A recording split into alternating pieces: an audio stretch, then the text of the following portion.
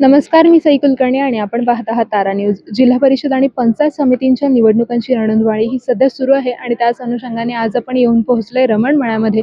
तर इथे काही उमेदवार आहेत, त्यांच्यासोबत आपण बोलूया आणि ते कुठल्या मतदारसंघातून आहेत हेही जाणून घेण्याचा प्रयत्न करूया.